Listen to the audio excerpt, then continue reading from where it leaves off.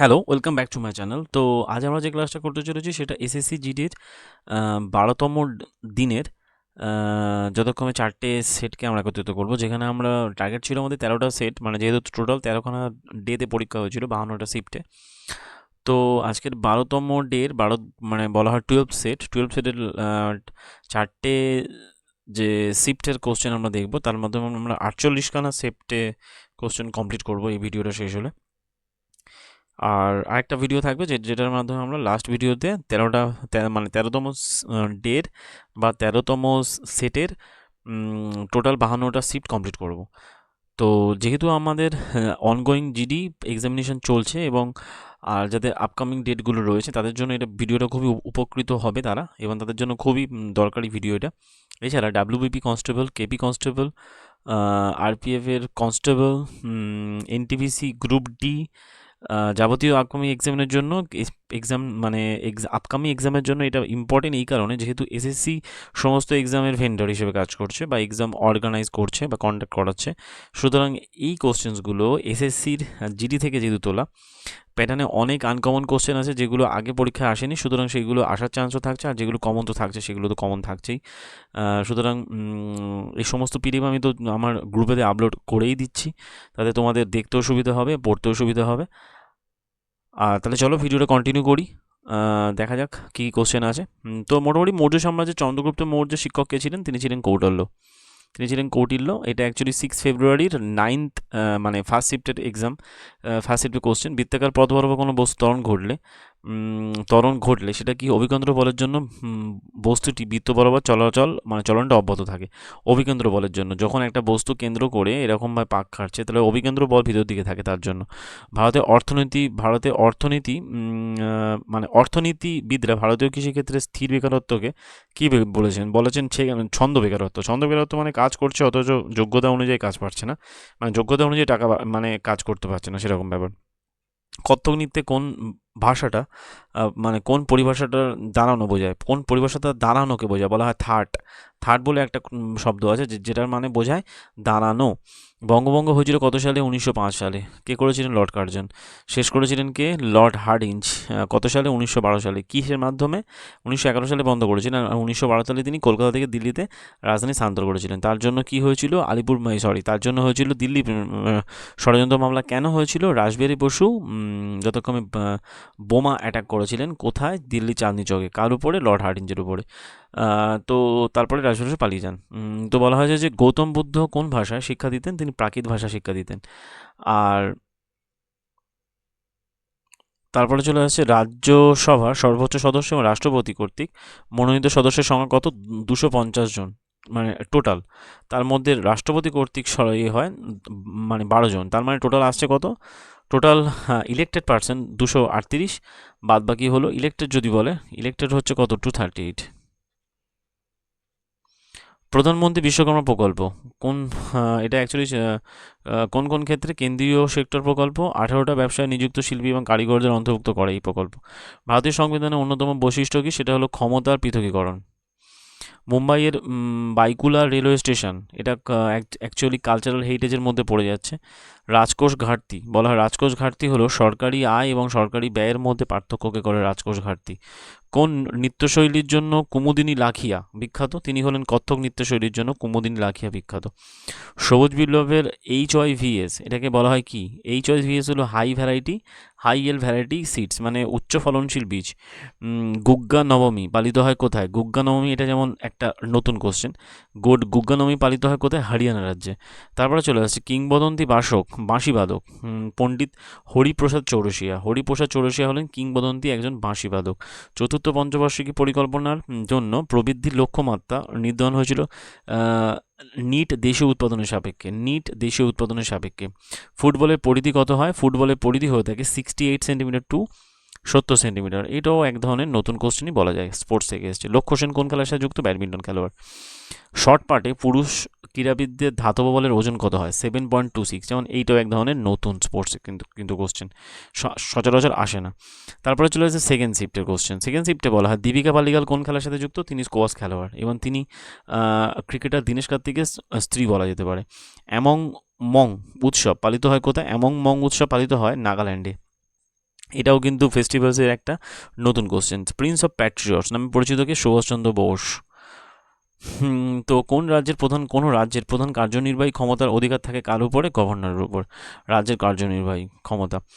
খোখো খেলায় কতজন খেলোয়াড় দরকার হয়? খোখো খেলায় দরকার হয় 9 জন খেলোয়াড়। এটা কমন কোশ্চেন, বাট তাও জেনে রাখা দরকার। মোজার্ট অফ মাদ্রাস বলা হয় কাকে? A.R. রহমান। এটা কিন্তু প্রথমে একটা শিফটে এসেছিল।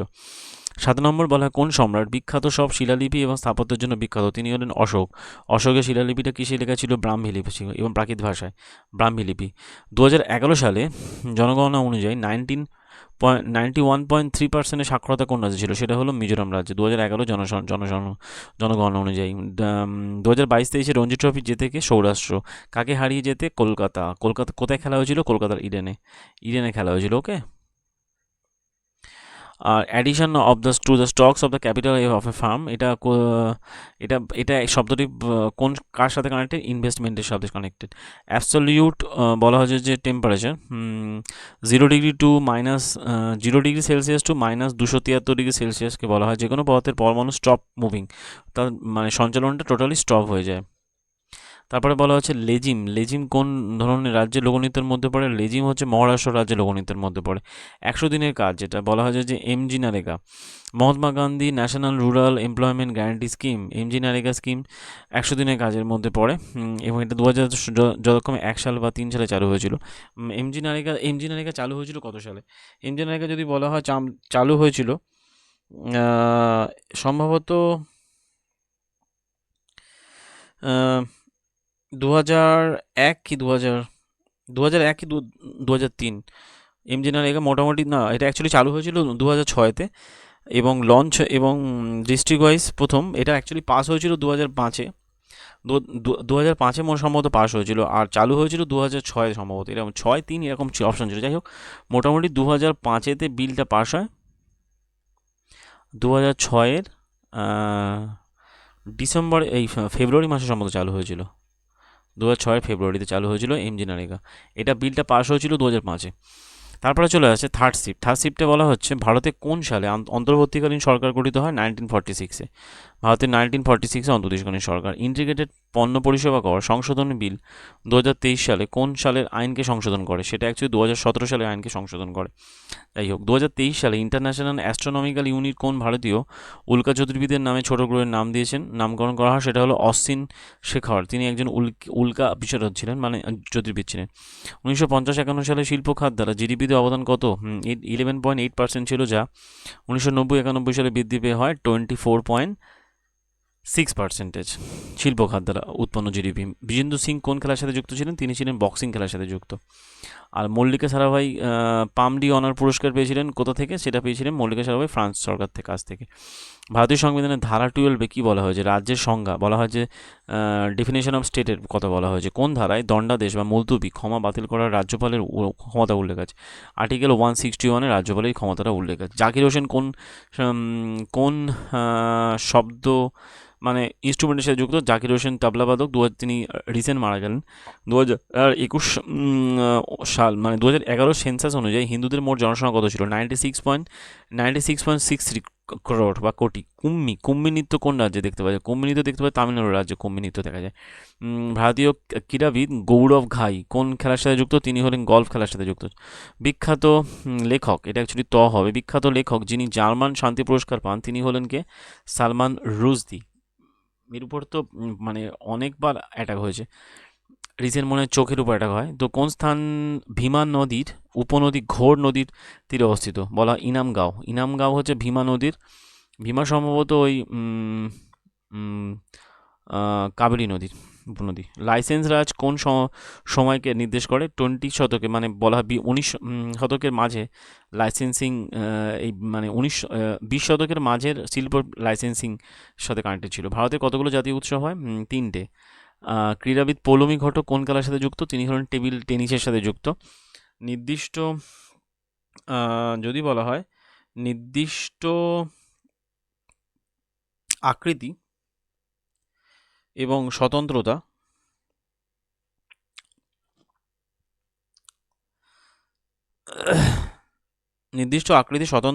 এবং স্বতন্ত্র সীমানা পদার্থের বৈশিষ্ট্যের মধ্যে কি কোন পথের বৈশিষ্ট্যের মধ্যে পড়ে? সেটা হলো কঠিন পথের বৈশিষ্ট্যের মধ্যে পড়ে নির্দিষ্ট আকৃতি। ভারতের কোন রাজ্যের সাথে ভুটান দেশের সীমান্ত বর্তমান? সেটা একমাত্র পশ্চিমবঙ্গের রাজ্যের সাথে সীমান্ত। এরপরে চলে আসছে যে লাস্ট যেটাকে বলা হয় সেটা হলো ফোর্থ শিফটে 2023 সালে আয়ুষ্মান ভব কে প্রচারণা করেছিলেন রাষ্ট্রপতি দ্রৌপদী মুর্মু 23 সালে। 2007 সালে আয়ুষ্মান ভারত ডিজিটাল মিশনের পরিচালক কে ছিলেন প্রবীণ শর্মা, ডিজিটাল মিশন। তারপরে চলে আসছে বাকুতে ISSF বিশ্ব চ্যাম্পিয়নে 2023 ভারতের পদক সংখ্যা কত ছিল? 14খানা। ওয়াট কি? ওয়াট হলো এক ধরনের ক্ষমতার একক, বলা হয় ওয়াট, ডবল টি। মুদ্রানীতির ক্ষেত্রে আরবিআই কাজ কি? মুদ্রা নোট জারি করা হলো আরবিআই কাজ। ভারতে আইনি পরিষেবা কর্তৃপক্ষ 1987 সালে কেন্দ্র রাজ্য জেলা স্তরে কাজ হয় 1987 সালে। পাঞ্জাবি লোকগীতি এবং দীর্ঘ রুদ্ধশ্বাস আলাপ গাওয়ার বিখ্যাত গায়ক কে ছিলেন? তিনি হলেন গুরমিত বাওয়া। বাণিজ্য ক্ষেত্রে কোমেট ভারতের জাতীয় রপ্তানি নিয়ন্ত্রণের তালিকার মধ্যে পড়ে। 1873 সালে সত্যসাধক সমাজ প্রতিষ্ঠাতা কে ছিলেন? তিনি ছিলেন জ্যোতিবা ফুলে। ভারতের সংবিধান বলপূর্বক শ্রম নিষিদ্ধ করেছে কোনটা? আর্টিকেল 23 থেকে আর্টিকেল 24। 2023 সালের এশিয়ান গেমস হয়েছিল কোথায়? হ্যাংজাও, 2023 সালে। আর যদি বলে ভারতে কবে হয়েছিল প্রথম এশিয়ান গেমস? হয়েছিল ভারতে 1951 সালে। যে কোনো টেনিস খেলায় কতগুলো মানে প্রথম পয়েন্ট কত হয়? 15। তারপরে চলে আসছে দারিদ্র্যের কারণ নয় কোনটা? জনসংখ্যার ধীর বৃদ্ধি কখনো দারিদ্র্যের কারণ হতে পারে না। জনসংখ্যা যত বাড়বে তত দারিদ্রতা বাড়বে, কারণ মানুষ লোক কাজ পাবে না। ইন্ডিয়ান স্পেস পলিসি 2023 মহাকাশ শিল্পে কি হিসাবে মানে এক হয়? কাজটা কি অ্যাকচুয়ালি? ব্যক্তিগত খাতে অংশগ্রহণের মঞ্চ তৈরি করে। রুক্মিণী দেবী অরুণডালে কোন নৃত্যশৈলীর সাথে যুক্ত? সেটা হলো ভারতনাট্যম। নোয়াখাই উৎসব কোন রাজ্যে হয়ে থাকে? নোয়াখাই উৎসব হয়ে থাকে ওড়িশা রাজ্যে। উচ্চ ফলনশীল বীজ প্রজাতি ব্যবহারে ভারতের সবুজ বিপ্লব, ধান ও গম কত সালে হয়েছিল? থার্ড পঞ্চবার্ষিকী পরিকল্পনাতে। আর প্রাচীন গ্রিক ইতিহাসবিদ, কূটনীতিবিদ এবং ইন্ডিকা বইয়ের লেখক কে ছিলেন? তিনি ছিলেন মেগাস্থিনিস। ভারত স্থল সীমান্ত ভাগ করে কটা দেশের সাথে? 7টা দেশের সাথে ভারত স্থল সীমান্ত ভাগ করে থাকে। এরপরে যেটা চলে আসে সেটাকে বলা হয় যে এই মোটামুটি আমরা কমপ্লিট করলাম যে ওই চারটে, যেটাকে বলা হয় যে 11তম এটা 12তম সেটের টোটাল মাধ্যমে আমরা টোটাল 48টা শিফট কমপ্লিট করলাম কোশ্চেন্স। আশা করি ভিডিও তোমাদের ভালো লাগছে। যদি ভিডিও ভালো লেগে থাকে লাইক করো, শেয়ার করো এবং চ্যানেলটাকে সাবস্ক্রাইব করো, বন্ধুদের মধ্যে শেয়ার করো বেশি করে। আর এই PDF তো আমার টেলিগ্রাম চ্যানেলে দেওয়া থাকছে, যার মাধ্যমে তোমরা দেখতে পাবে। এবং এটা কুইক রিভিশনের জন্য সিরিজটা বানানো হচ্ছে, যাতে তোমরা অন্তত 20টা কোশ্চেনের মধ্যে মিনিমাম 15টা কোশ্চেন অ্যাটেন্ড করতে পারো ঠিকঠাকভাবে, মানে 15টা প্লাস কোশ্চেন অ্যাটেন্ড করতে পারো। এবার যার যতটা বেশি যে ঠিক মেমোরি এবং তার স্মার্টনেস এক্সাম হলের যে ঠিক প্রেশার কন্ট্রোল করার ক্ষমতা থাকবে, সে তত বেশি অ্যান্সার করতে পারবে। এখানে প্রচুর নতুন কোশ্চেন অ্যাড করা আছে এবং যেগুলো অ্যাকচুয়ালি এসেছিলো সেই কোশ্চেনগুলোই তোলা আছে, এর বাইরে একটাও কোশ্চেনগুলো কিছু তোলা নেই। আশা করি তোমাদের ভালো লাগছে ভিডিওগুলো। দেখা হচ্ছে পরের ভিডিওতে, লাস্ট ভিডিও নিয়ে। এর মাধ্যমে আমরা এর সিরিজটা কমপ্লিট করব। আপাতত ভিডিও এই পর্যন্ত। Thank you.